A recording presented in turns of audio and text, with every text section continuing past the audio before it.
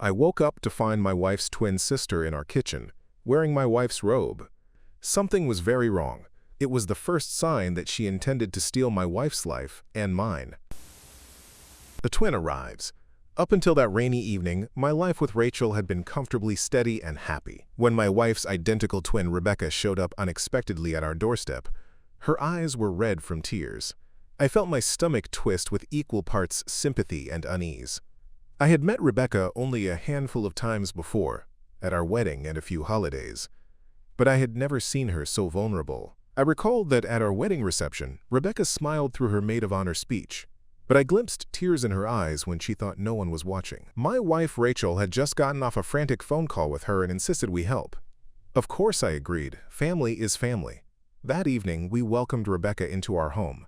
Seeing the two sisters embrace in our foyer, mirror images with the same chestnut hair and hazel eyes, was eerie and heartwarming all at once. I noticed subtle differences even in that moment. There was a flicker in Rebecca's eyes, a kind of restless hunger that I had never seen in Rachel's gentle gaze. Rebecca looked like a fragile, shadowed version of my wife. I stood by, feeling like an intruder until the sisters pulled me into their hug. Before I knew it, Rebecca pulled me into a quick hug of her own. She smelled of unfamiliar perfume and city streets, not the lavender shampoo and clean cotton scent I knew from holding Rachel. I froze for half a second. Hugging her felt so much like hugging my wife that it unsettled me. But I patted her back awkwardly as she released me. "Thank you for letting me stay. I hope I'm not intruding," she said in a trembling voice. "You're not intruding at all," Rachel assured her, wiping Rebecca's tears with a loving smile. "You're safe here with us." She kept apologizing for imposing, and we repeatedly told her it was truly okay. We settled her into our guest room. Our house is a modest two-story in a quiet neighborhood, the kind of cozy space that had always been filled with just our laughter and routines. Having a third person under our roof felt strange that first night, but we tried to make her feel as welcome as possible. Rebecca clung to Rachel's arm as we showed her around, voice cracking as she explained in halting terms that her long-term boyfriend had cheated on her and she had nowhere else to go. I mostly stood by while Rachel comforted her twin on the couch with a cup of tea. Haltingly, Rebecca recounted how her boyfriend of 3 years betrayed her trust. She spared us the worst details, just whispering, "He wasn't who I thought he was," before breaking down again. Hearing the raw hurt in her tone and seeing Rachel's eyes fill with sympathetic tears, I felt a swell of protectiveness for my sister-in-law. I assured Rebecca she could stay as long as she needed, that she was family and we'd help her get back on her feet. She looked at me with such gratitude that I felt a pang in my chest. Later, we all sat down to dinner together. Rebecca had insisted on ordering pizza for us, joking weakly that she didn't trust her own cooking at the moment. As we ate, she started reminiscing about a silly childhood incident, how she and Rachel once pulled an April Fool's prank by swapping identities for a whole day. Rachel groaned, "Oh gosh, I'd forgotten about that," and laughed, while I listened with amusement. The twins regaled me with the story of how their mother couldn't tell who was who until both girls got grounded. In that warm bubble of laughter, some of my worry eased. Maybe, I hoped, this unusual arrangement could work out for a little while. Late that night, as Rachel and I lay in bed, she whispered, "I'm so worried about her." I wrapped an arm around my wife's shoulders. "She's safe with us now," I murmured. "We'll help her through this." Rachel nestled closer, but I could feel the tension in her body slowly unwinding rather than vanishing. "I should have checked on her more often," she added guiltily. "Maybe I could have helped sooner." I kissed her forehead and gently insisted she couldn't blame herself for Rebecca's troubles. We were doing what we could now. In my heart, I believed bringing Rebecca into our home was the right thing to do. I had no inkling of how profoundly it would upend our lives. Blurred boundaries. The first week, Rebecca tried to be a gracious guest, despite her heartbreak. By day, she was determined to, quote, earn her keep. I would wake to the smell of breakfast and find her already up, washing dishes or folding our laundry. One morning, about 4 days in, I walked into the kitchen expecting to find my wife. But it was Rebecca standing at the counter in Rachel's cream-colored robe, pouring coffee. My sleepy brain actually thought it was Rachel at first, and my heart gave a confused lurch. Same height, same long brown hair falling down her back. But when she turned and smiled brightly, I realized my mistake. It was uncanny seeing someone other than my wife in that familiar robe. "Good morning," Rebecca chirped, as if everything were perfectly normal. She held out my favorite mug, already filled exactly how I take my coffee. "I made it how you like. Hope you don't mind." I blinked in surprise, accepting the mug. "Oh, thanks." I couldn't help but notice the easy familiarity of the gesture. "Rachel? Still asleep?" Rebecca nodded. She was exhausted, so I figured I'd let her sleep in. I couldn't go back to sleep, and I remembered you take it with 1 sugar and a dash of milk. It was such a small thing. Coffee. Yet it put a strange lump in my throat. "You didn't have to do that, but I appreciate it," I said carefully. I sipped the coffee. It was exactly right. Still, the sight of her in Rachel's robe made me uneasy. I wondered how my wife would feel about it. As if on cue, Rachel appeared in the doorway, rubbing sleep from her eyes. She froze for half a second, taking in the scene. Her identical twin sister standing at our stove in her robe, and me at the table with a cup in hand. I saw confusion flicker across Rachel's face, then a flash of something like irritation. Rebecca followed my gaze and laughed lightly. "Oh, good morning, Rach." "Sorry, I borrowed your robe," she said, not sounding sorry at all. All my comfy clothes were in the wash. Rachel forced a polite smile. "It's okay. Good morning." She shuffled to the counter to pour herself coffee, and I noticed her shoulders were a bit stiff. Later that day, Rachel admitted to me that it bothered her. We were getting dressed for bed when she finally spoke up. "It was just jarring, seeing her in my robe, doing things I usually do," she said, trying to sound casual but not quite managing it. "It's like she's trying to step into my skin. It's freaking me out." I squeezed her hand. "She's just trying to be helpful, honey. She probably doesn't realize it upset you." I recalled that Rachel had once mentioned how growing up as a twin wasn't always as fun as people assumed. There was constant comparison, competition over who was prettier or smarter. Perhaps those old wounds were reopening now. "It's only temporary," I added, kissing her forehead.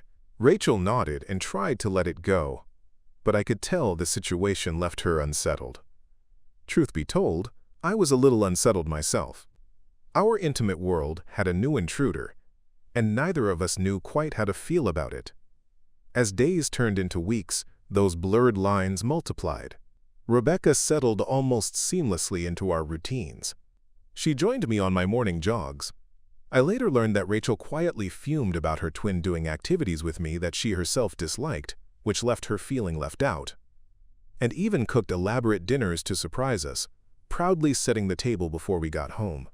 Sometimes I'd find she had rearranged small things around the house, a throw pillow here, a set of dishes there, to better suit her own taste. Rebecca even decided to give up her apartment in Boston entirely, saying there was no point paying rent on an empty place now that she was starting fresh here. Rachel and I exchanged uneasy glances at that news. We hadn't expected her stay to stretch from weeks into months. More than once, Rachel caught her twin borrowing personal items without asking. One Saturday, Rachel opened her jewelry box and found her childhood locket missing, only to spot it dangling around Rebecca's neck. Rachel pulled her aside, voice strained with forced calm. "Becca, that locket is really special to me. Please ask next time you want to borrow it, okay?" Rebecca's hand flew to the locket. "Oh, I'm sorry. I should have asked. I just wanted to see how it looked on me." She slipped it off immediately, looking stricken. "I didn't mean to upset you." Her eyes brimmed with tears. Faced with her twin's remorse, Rachel ended up soothing her. "It's okay. Just please remember to ask," my wife murmured, giving Rebecca a quick hug. I watched this play out from the living room, uneasy. Moments like that left Rachel feeling guilty for even gently enforcing a boundary. And each time, Rebecca's integration into our life deepened. I, too, found myself adapting to having Rebecca around. At times, it was almost enjoyable. She had a vivacious personality when she wasn't in the throes of grief. One night after Rachel went to bed early with a migraine, Rebecca noticed me flipping through our collection of old horror DVDs. To my surprise, she got excited, Apparently, she was a horror buff too. Mind if I join? I love cheesy slashers, she said with a grin. So we ended up sitting on the couch, watching a campy 80s horror flick that Rachel would never have watched. As a gruesome yet absurd scene played out, we both laughed at the over-the-top effects. At one jump scare, Rebecca even grabbed my arm, hiding her face for a second. It was a totally innocent reflex, but the familiarity of it made me blush. By the time the credits rolled, I realized I had actually had fun without my wife. That realization filled me with guilt, as if I had committed some secret betrayal. I went to bed feeling uneasy that night. It was getting too easy to enjoy her twins' company. Meanwhile, small cracks were forming in my marriage under the pressure. Once, during a cozy movie night in with both sisters, I sat in the middle while they reminisced about a high school prank only they understood. They were laughing hysterically, and I chuckled along, but I felt like a third wheel on my own couch. Another time, we attended a friend's barbecue, and Rebecca ended up dazzling the crowd. Rebecca's infectious laugh rang out across the yard, so much louder than Rachel's softer chuckle. With Rachel busy tending the grill, I watched her twin work the crowd with ease, telling funny stories, flirting harmlessly with my buddies who didn't know her, commanding attention. She had everyone eating out of the palm of her hand.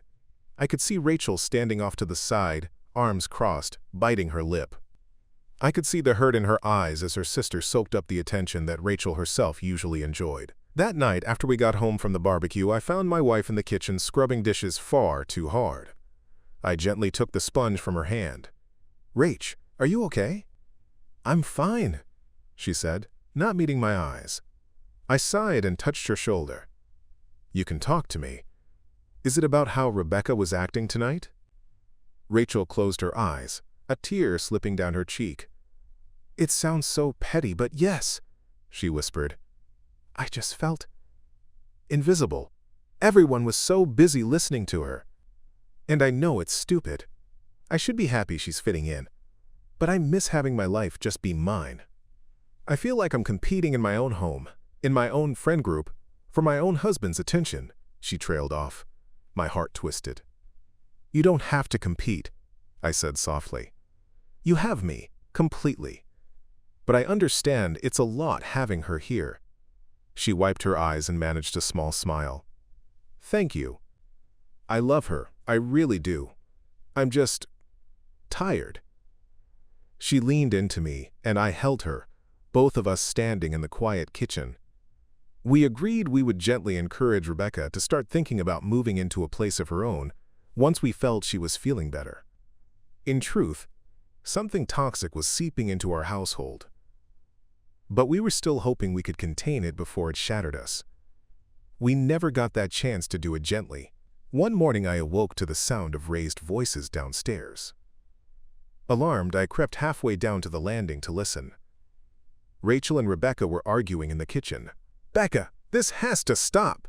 Rachel snapped, sounding more furious than I'd ever heard her. "Stop what?" Rebecca shot back defensively. I could see them now. Rachel standing by the table, fists clenched, and Rebecca near the sink, arms folded. The tension in the air was taut as a wire. "This, whatever you're doing. Inserting yourself into everything," Rachel spat. "I feel like I can't breathe in my own house," Rebecca recoiled, her face twisting hurtfully. "I'm just trying to live my life. Sorry if it overlaps with yours, sis," she said, voice dripping sarcasm on that last word. Rachel let out a brittle laugh of disbelief. "Overlaps? You're wearing my clothes, using my things, buddying up with my husband, my friends. Some days, it's like you're trying to be me." Rebecca's eyes flashed. "How could I ever be you?" she shouted. "You're the golden girl, Rachel. The successful one with the perfect marriage and perfect life. I'm just the screw-up who had to run to you for help." "That is not true," Rachel said, but her anger faltered. Her voice softened just a notch. "Becca, I never said you were a screw-up. I know you've been through a lot, but I need some space. This isn't working." Rebecca's face crumpled. Suddenly, tears welled up in her eyes. "Fine," she choked out. "If me being here is such a burden, maybe I should just leave." There was a painful silence. I realized I should announce myself before this escalated further. I took the last few steps down. "Hey, everything all right in here?" I asked gently, as if I hadn't heard them. Both women startled, quickly wiping their eyes. Rachel turned away, grabbing her coat draped over a chair. "I'm late for work," she muttered, brushing past me without another word. A moment later, the front door slammed, and she was gone. Rebecca stood trembling by the sink, tears spilling down her cheeks now that Rachel had left. She looked up at me, face contorted with a mix of anger and anguish. "I knew it," she hissed, voice breaking. "She doesn't want me here." I approached cautiously. "She didn't mean that. She's just stressed." Rebecca shook her head violently, a couple of soapy dishes rattling where they sat in the sink beside her. "Don't. Just don't." Her voice cracked and she ran upstairs, a sob escaping her. I was left alone in the tense quiet of the kitchen, my heart pounding. What I had just witnessed confirmed my worst fears. Our peaceful home had become a battleground of hurt feelings and jealousy. I sank into a chair, running a hand through my hair. The bond between the twins was clearly fraying under the strain. I understood Rachel's frustration. God knows I felt the strain too. But I also pitied Rebecca. I could still hear the echo of her words. "You're the one with the perfect life. I'm just the screw-up." The rest of that day was eerily silent. Rebecca stayed shut in the guest room. More than once I paused outside her door, hearing muffled sobs within, but I didn't know how to comfort her after what I'd seen. I busied myself with work emails but could hardly concentrate. The energy in the house felt off balance, like it belonged to someone else. That night, with Rachel working late, perhaps avoiding coming home, I found Rebecca in the living room around dinner time. She had spread out our wedding album on her lap. Startled, she slammed it shut when she saw me. "Sorry," she mumbled, wiping her eyes. "I got nostalgic." I sat down in the armchair across from her. "You don't have to apologize. Looking at old photos is allowed," I said softly. Rebecca hesitated, then opened the album back up to a page from our wedding. It was a picture of Rachel and me at the altar, joy radiating from our faces. She touched the edge of the photo lightly. "You two look so happy," she whispered, "like something out of a movie." "It was the happiest day of my life," I said, watching her. A sad smile played on her lips. "You're a good man, Alex. My sister is... she's lucky." Her voice wavered. I wasn't sure what to say. There was a vulnerability in her eyes that made me ache for her. "You'll have that too one day," I offered. "Someone who looks at you the way I look at her. Don't lose hope." Rebecca stared at the wedding photo a moment longer, then closed the album. "Maybe," she said, but her tone was flat, unconvinced. She set the album aside and looked at me. "I really am sorry for earlier. I don't want to cause problems between you two." "I know," I replied. "Things have just been tense." She sniffled and gave a weak laugh. "Tense? Yeah." For a moment she looked like she wanted to say something else, but instead she just said, "Thank you, by the way." "For what?" She met my eyes. "For caring. For trying to make me feel better. Not everyone would be so kind after the mess I've made." A tear slipped down her cheek. An instinct made me reach out and squeeze her hand gently. "Hey, it'll be okay." I found myself saying, "We're not going to abandon you, Rebecca. You're family." Her fingers curled around mine for a second, and I felt how cold her hand was. "I don't deserve it," she said in a small voice. Her gaze lingered on me with an intensity that made me slightly uncomfortable. After a beat, I cleared my throat and stood up. "I'll heat up some leftovers for us." She let go of my hand, her face a mix of gratitude and something else I couldn't name. "You're too good, Alex," she murmured as I headed to the kitchen. That night, I replayed our conversation in my head. It was such a heartfelt moment that I almost felt closer to Rebecca than I did to my own wife right then. In hindsight, I realized she was carefully pulling me in, thread by thread of sympathy and understanding. At the time, I just felt sorry for her and hoped things would calm down. Manipulation and betrayal. After the blow-up between them, Rachel decided to go on a weekend work conference that she had initially considered canceling. I suspect she also wanted space from both of us. She left early Friday morning, giving me a long hug and a sad smile. "Call me if anything happens," she whispered. I nodded, feeling her reluctance to leave but also understanding she needed a breather. It was unseasonably chilly and drizzling that Friday night, making the house feel especially lonely once darkness fell. I found myself alone with Rebecca, trying to maintain a polite distance after the turbulent week.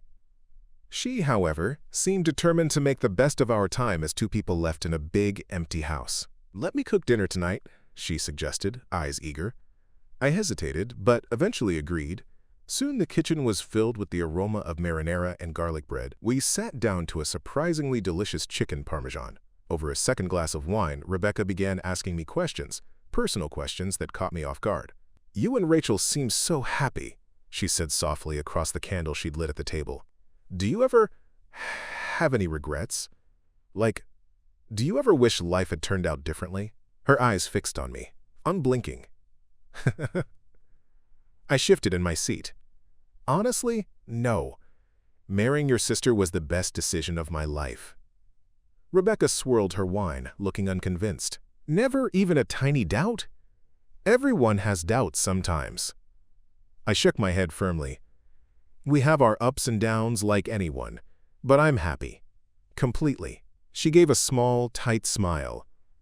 "She's lucky to have you." There was a strange disappointment in her tone, as if I'd answered incorrectly. After dinner, we moved to the living room. Rain tapped against the windows. I put on a light-hearted comedy to avoid anything too intimate. We sat on opposite ends of the couch at first, but gradually, Rebecca inched closer under the guise of sharing the throw blanket. By the movie's midpoint, she was right next to me. My body tensed. I tried to ignore how similar her perfume now smelled to Rachel's favorite scent, or how the curve of her cheek in the flickering TV light was identical to my wife's. The whole time, I kept telling myself to keep things strictly polite. About halfway through the film, Rebecca let out a heavy sigh. "Alex," she said softly. "Yeah?" I glanced over. She had wrapped the blanket around herself and looked small, troubled. I want to say thank you," she murmured. "For everything. You've been so kind to me, more than I deserve." "You don't have to keep thanking me. We're family," I replied, attempting a reassuring smile. She leaned her head on my shoulder lightly. My heart kicked in my chest. The gesture was far too familiar. I froze as her hair, so much like Rachel's, tickled my neck. "I mean it," she said. "You make me feel less alone." I could feel the warmth of her body through my shirt. My mind raced. This was not appropriate. But I also felt pity well up. She sounded so forlorn. "I'm glad you feel that way," I managed carefully. We fell silent as the movie droned on. I barely registered the scenes. My pulse was thudding in my ears. I became hyper-aware of the woman snuggled up against me. The woman who was not my wife, even if my primitive senses kept forgetting for a split second here and there. When the credits finally rolled, I reached for the remote, eager to break the moment. "Well, that was fun," I said awkwardly, shifting away from her. Rebecca sat up, keeping the blanket around her shoulders. Her eyes were moist. "I'm sorry," she blurted. I turned to her, confused. "For what?" Instead of answering, she suddenly lunged forward and wrapped her arms around my middle, pressing her face against my chest. I stiffened in surprise. "Rebecca!" She was trembling. I feel so worthless lately," she whispered. "You and Rachel have this perfect life and I ruin everything." Before I could respond, I realized with alarm that she was quietly sobbing into my shirt. Tentatively, I put a hand on her back, patting soothingly. Hey, it's okay," I said gently. "You're not worthless. You've had a rough time, but it'll get better." She tilted her head up, tears clinging to her lashes. Our faces were inches apart. "You really think so?" she breathed. Her gaze fell to my lips. In an instant, before I knew what was happening, she closed the gap and kissed me. I froze, shock and confusion flooding my system. Her lips were on mine, soft, desperate, and for a heartbeat, my stunned mind actually responded as if it were Rachel kissing me. The scent of that familiar perfume, the taste of wine, it all confused me. Then reality crashed in and I jerked back. "Rebecca, don't!" I gasped, heart hammering. She pulled away, her face a mask of mortification as she realized what she'd done. I'm sorry," she stammered. covering her mouth with her hand. I didn't mean. I wasn't thinking. I shot up off the couch, nearly knocking the empty wine glasses over. My hands were shaking. This is not okay, I managed, voice rising despite myself. I'm your sister's husband, Rebecca. Fresh tears rolled down her cheeks. I know. Oh, God. She dissolved into sobs, burying her face in her hands. I'm so sorry, Alex. I feel so lonely and broken. I wasn't trying to seduce you, I swear. She couldn't finish, choking on sobs. I stood there, breathing hard, adrenaline coursing through me. I was furious at her, at myself, at this entire messed-up situation. But watching her crumble into guilt and despair, I also felt my anger waver. This was a profoundly damaged person in front of me, one who clearly wasn't thinking straight. After a long, tense beat, I exhaled and grabbed a box of tissues from the coffee table, holding it out to her. Here, I said quietly. Rebecca peeked up, accepting the tissues. She wiped her eyes, makeup smudging. I'm sorry, she said for the 10th time, voice small and broken. I swallowed. You've had too much wine and too little sleep, I said, my tone gentler now but firm. Let's just call it a night. We'll put this behind us. She nodded miserably. Please don't hate me, she whispered. Please. And please don't tell Rachel. It would destroy her.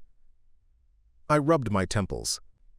Everything in me screamed that I should tell my wife immediately.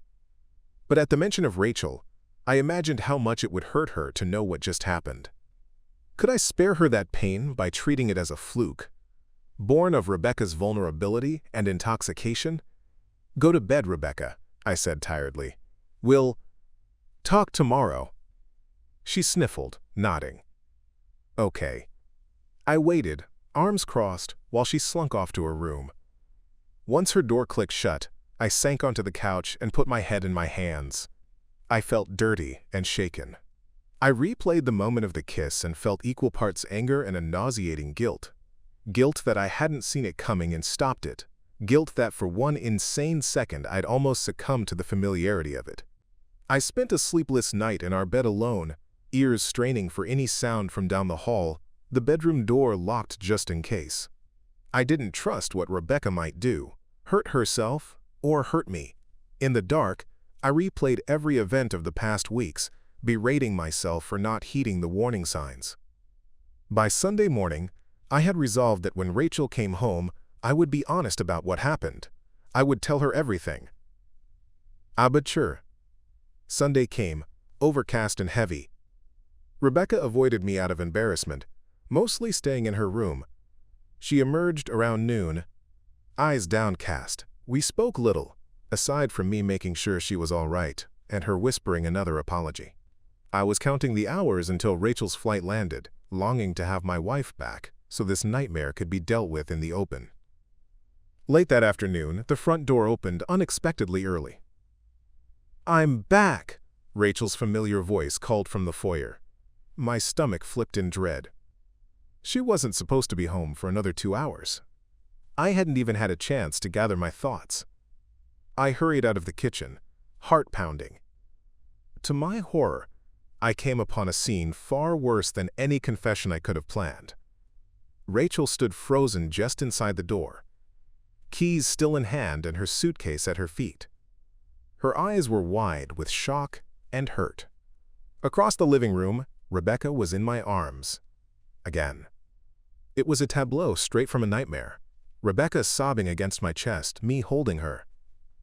In the split second before we jumped apart, I realized how it must look. Exactly like what it actually was. A betrayal. Here's how it happened. Moments earlier, Rebecca had received an email from a mutual friend informing her that her ex-boyfriend, the one who broke her heart, was now engaged to someone else. She'd spiraled into devastation all over again. She ran to me, wailing that she was worthless and unlovable. I was in the process of consoling her, gingerly hugging her trembling form and murmuring something about how she deserved better. When Rachel walked in, we leapt apart like we were on fire. My wife's face was ashen. She looked at us as if she'd walked in on a murder. Her purse slipped from her shoulder, hitting the hardwood with a thud. For a moment, none of us spoke. My heart was in my throat. I could only imagine what was running through Rachel's mind as she stared at her husband embracing her twin sister. Finally, Rachel spoke, voice low and controlled in that scary way. "What is going on here?" Rebecca moved first. She stepped toward her twin, hands out in a placating gesture, lips trembling. "Rach, I messed up," she blurted out. Please don't hate me." Rachel's eyes snapped to me, then back to her twin. Her tone turned razor sharp. "What do you mean, messed up? Someone start talking. Now." Fresh tears spilled down Rebecca's cheeks. She was shaking so hard I thought she might collapse. I kissed Alex," she sobbed. "It was me. I kissed him. He didn't. It was all me." Rachel flinched as if slapped. Her gaze bore into me, searching for truth. My mouth had gone dry. "She was upset about her ex," I croaked. "She was crying. She kissed me out of the blue. I stopped it immediately, Rach. I swear." Rebecca was nearly hysterical now, wringing her hands. "It's all my fault. I took advantage of his kindness. He didn't do anything. Please don't blame him." She broke down in racking sobs. "I'm so sorry." Rachel's face contorted with hurt and disbelief. She looked to me, eyes shining with tears. "How could you let it get this far?" she whispered, voice trembling. Then she turned on Rebecca, anger overcoming her pain. "I let you into my home, and you do this?" Her voice cracked. "You promised me you wouldn't cause trouble, Becca." "I know," Rebecca wailed. I'm sorry." I stepped forward, desperate to close the distance between me and my wife. "Rachel, listen, She recoiled from me. "Don't." Her voice broke on that single word. The betrayal etched on her face was agonizing to behold. I reached out anyway, begging with my eyes, but she backed up. Tears were streaming down her cheeks now. "I can't do this. I can't even look at either of you." "Please," I choked out. "It's not what you think." She gave a short, bitter laugh. "Not what I think? It looks like my husband and my twin." Her voice failed. She lifted a hand, covering her mouth as a sob escaped. I saw her resolve harden through the pain. "I need to go," she whispered. "Rachel, wait," I pleaded. This was spiraling out of control, but she was already wheeling around, grabbing her suitcase and rushing back out the door. I followed her onto the porch as far as I dared. "I'll stay at Lauren's," she managed between sobs, referring to her closest friend. "I just need time." She didn't even take her car. She marched down the street with her luggage rolling behind her, shoulders shaking. I stood there, rain misting on my face, feeling utterly helpless. "I love you," I called out brokenly. If she heard me, she gave no sign. I went back inside, heart in my shoes. Rebecca was kneeling on the living room rug where she had collapsed, bawling uncontrollably. A tornado of emotions raged in me: fury, guilt, panic, heartbreak. For a moment, I lost it. "This is exactly what I was afraid of," I shouted, startling her. "God, Rebecca, what have you done? What have I done?" She looked up at me, eyes red and swollen, face wet. "Hate me," she sobbed. "Go ahead. I hate myself." She was rocking back and forth on her knees. "I ruin everything I touch." My hands were balled into fists at my sides. Part of me did hate her in that moment. She had taken our hospitality and repaid it by blowing up my marriage. And I hated myself too for not stopping this disaster earlier. I should never have kept her secret or let anything slide. I wanted to scream, but Rebecca was a shattered mess on the floor, and despite my anger, something deep in me still felt pity. I swallowed back the harsh words on my tongue. "You need to leave," I said, barely above a whisper.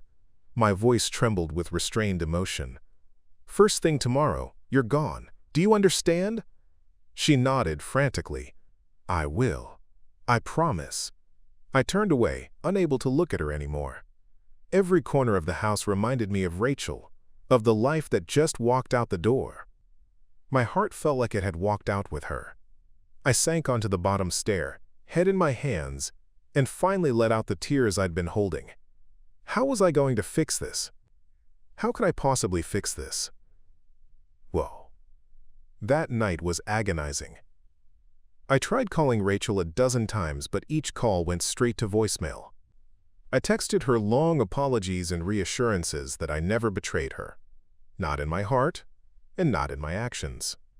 The only reply I got was from Lauren's phone, a curt message saying, "She's safe here, give her time."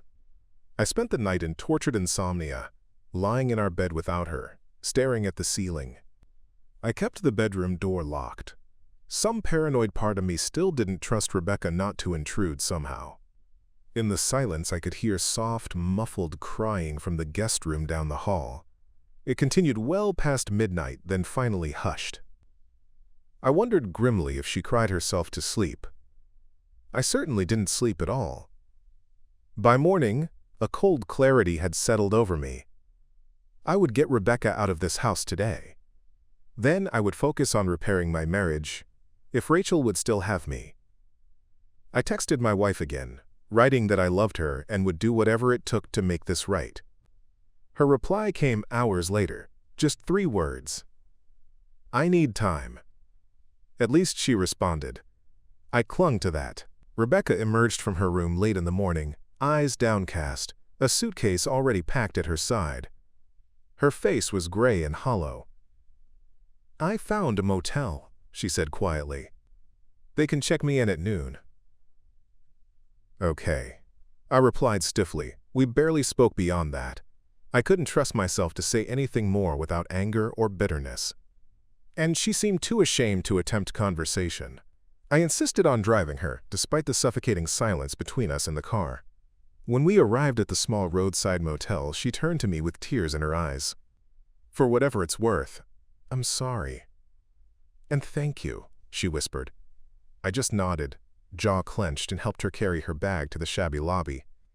Part of me wanted to unleash every hurtful word swirling in my head, but I held back. She looked so broken, like a ghost of the confident woman who had moved into our home just weeks ago. Yelling would accomplish nothing. The motel clerk frowned when Rebecca tried to check in without an ID or credit card. In the chaos, she hadn't realized she'd misplaced her wallet. Ultimately, I handled the check-in on my card. I left her there with a receipt, a room key, and a short final goodbye. As I drove back to an empty house, I had never felt lonelier or more emotionally drained in my life. But I was determined. Now, at least, the malign presence was out of our home. It was time to pick up the pieces and fight for my marriage. The breaking point. I'd like to say that was the end of the nightmare, but there was one final harrowing chapter yet to come. It happened 2 days later. Rachel still hadn't come home, though we'd spoken on the phone in the interim. Those calls were painful, full of long silences, choked sobs, and halting attempts on my part to explain and apologize. She told me she needed more time, and I agreed to give her space, though it hurt terribly.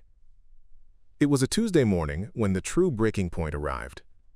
I woke to a strange stillness in the house, the kind that makes your skin prickle. I texted Rachel a tentative good morning and noted that she read it without replying. Resolved to give her space, I decided to take a drive to clear my head. Unbeknownst to me, Rachel had decided to stop by the house early, before I returned, to collect some belongings, and perhaps to talk to me in person. She didn't tell me. I suppose she wanted it to be a surprise, or maybe she was still on the fence. Either way, fate had us narrowly missing each other. I was out getting coffee when she arrived, using her key to step into the home we shared, the home that no longer felt entirely safe to her. I returned about 20 minutes later, pulling into the driveway to find Rachel's car parked out front. My heart leapt and I rushed inside, coffee forgotten, desperately hoping she was ready to talk. What I walked into was chaos. I heard shouting from the living room the instant I opened the door. Rachel's voice, high with terror, and another voice, Rebecca's, seething with anger. My blood turned to ice. I thought I had removed the threat, but unbelievably, Rebecca was here, and something was very wrong. I dashed into the living room and froze at the sight. Rachel was backed up against the wall, eyes wide and face white as chalk. In front of her stood Rebecca, still wearing the same clothes I'd last seen her in, her hair wild around her face. In her hand, glinting in the morning light, was a large kitchen knife. She was still in Rachel's robe of all things, an unsettling mirror image gone wrong. The sight of someone who looked so much like my beloved wife now turned into her attacker was the most jarring thing I've ever witnessed. Rachel let out a whimper when she saw me. "Rebecca," I said sharply, stepping forward with my palms out, heart thundering. "Put the knife down." Rebecca's eyes were wild, rimmed with red. She had dark circles like she hadn't slept in days. Her voice came out in a ragged hiss. I was this close to having what I deserved. I realized she must have let herself in using the spare key we kept hidden under a planter, perhaps lying in wait for Rachel to return. She had completely snapped. "Becca, please," Rachel pleaded, tears in her voice. She raised her hands in a calming gesture, though they trembled. "You don't want to do this." Rebecca barked a bitter laugh, tears of fury spilling down her cheeks. "What would you know about what I want? You always had everything, Rachel. The career, the friends, Mom and Dad's love. Everything. The perfect husband, too. Why should you get it all?" "Rebecca, you're not thinking straight," I interjected, trying to keep my voice steady. I was edging slowly closer, gauging the distance between us. One wrong move, and she could hurt Rachel. Or herself. "We can talk. We can get you help." "I don't need help," she shrieked, brandishing the knife. Rachel cried out and pressed back against the wall in fear as Rebecca advanced a step. "Do you know how it felt growing up in your shadow?" She snarled at her twin. "I was the extra, the afterthought. You got the attentive parents, the doting boyfriends. No one ever picked me over you. Even when I finally found someone, he cheated on me. And you still had your perfect life. You replaced me with him." Her arm flung out wildly in my direction. "No," Rachel said in a broken whisper, tears streaming. "I never replaced you. I love you, Becca. You're my sister." "Don't lie," Rebecca screamed. "You replaced me the day you married him. You moved away and started your fairy tale, and I had nothing." Her voice cracked into a sob, then resurged as manic fury. "Well, I decided I'd take something for myself for once. I wanted your life. Why not? You never appreciated it." My mouth was dry and blood roared in my ears. It was painfully clear now. In Rebecca's fractured mind, this had all become a zero-sum game for the life she thought she'd been denied. My heart ached, even as fear pounded through me. She pointed the knife at Rachel, hand shaking. Rachel was crying openly. "Becca, you need help," she whispered. "We both can get you help. Please, put that down. I don't want to lose you." Rebecca seemed almost hypnotized by my wife's pleading tone. For a moment, a flicker of doubt or pain crossed her face. Then she hardened again, raising the blade. "You took everything from me," she snarled. "So I'm taking it back." With that, she lunged toward Rachel with the knife, a scream ripping from her throat. "No!" Rachel yelled, throwing her arms up defensively. I reacted on pure instinct. In the split second Rebecca charged, I dove between the twins. I grabbed Rebecca's knife arm with both hands just as she reached my wife. "Get back!" I shouted to Rachel. Rebecca shrieked in rage, and a wild struggle ensued. The knife slashed erratically between us. I felt a white-hot pain as the blade sliced a line across my forearm, but adrenaline dulled it. My only thought was to disarm her. I wrestled her wrist with all my strength. "Drop it! Rebecca, stop!" She was ferociously strong in her hysteria, kicking and clawing, twisting her body as I fought to control her arm. We staggered across the living room, knocking into a side table. A lamp crashed to the floor, shattering, but I barely registered the smash. Rebecca was screaming, an inhuman, anguished sound. Somehow I managed to slam her wrist against the wall, and her fingers loosened. The knife clattered to the floor. I kicked it away behind me. Rebecca howled in frustration and began pummeling my chest with her fists, even as I seized her in a bear hug to restrain her. "It's done. Stop!" I panted. "Wait." She fought like a woman possessed, flailing, trying to wrench free, nails raking at my arms. Finally, her strength waned and she crumpled, sinking to her knees on the carpet. I went down with her, keeping my arms wrapped around her to prevent any further attack. Blood from my cut dripped onto the rug between us. It was over. Rachel rushed to my side, tears pouring down her face. She grabbed my arm and pressed her palm over the gash, trying to staunch the bleeding. "Oh my God, Alex." "I'm okay," I managed, though I felt lightheaded now that the adrenaline was ebbing. Rebecca had collapsed into racking sobs. I still held her wrists firmly.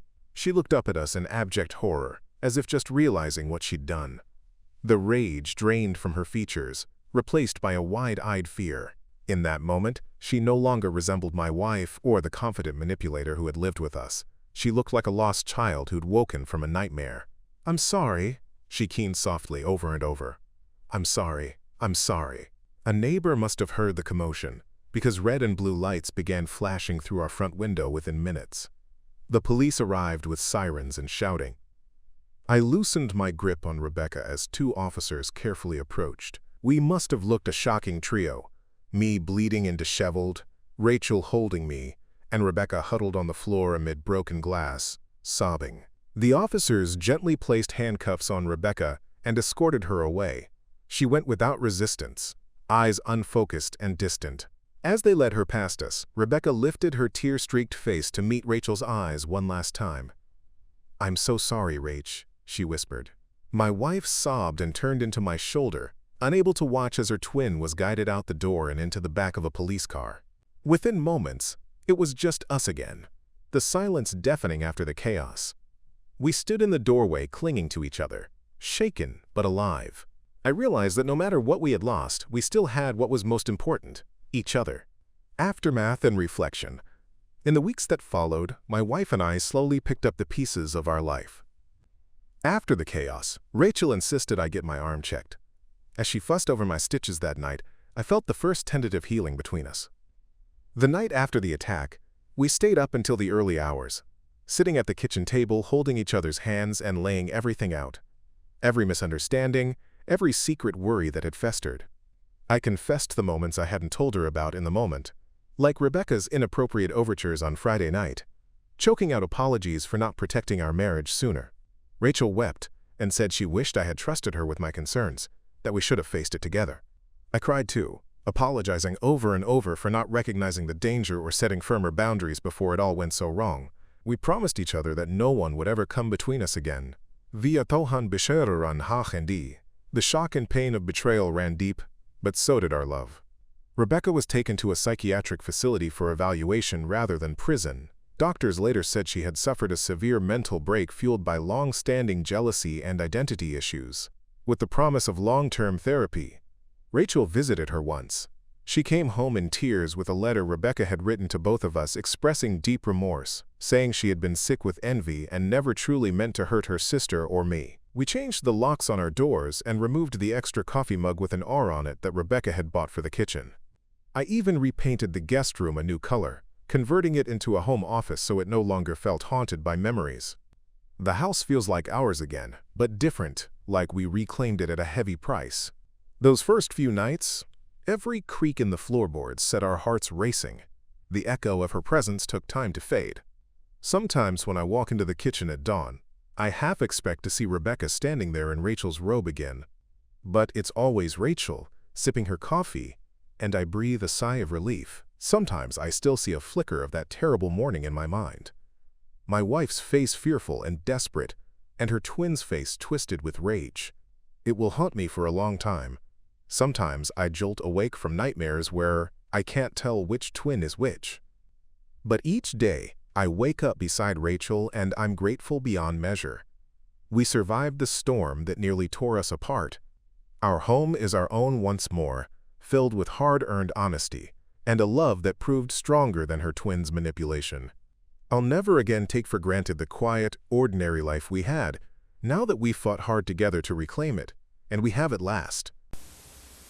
I can't stop thinking about how quickly family help slipped into manipulation, like a nightmare unfolding in slow motion. It's heartbreaking to see trust twisted so deeply, but watching him protect his marriage and fight back gave me chills. Sometimes the bravest thing is reclaiming your own life. And this story nails that truth.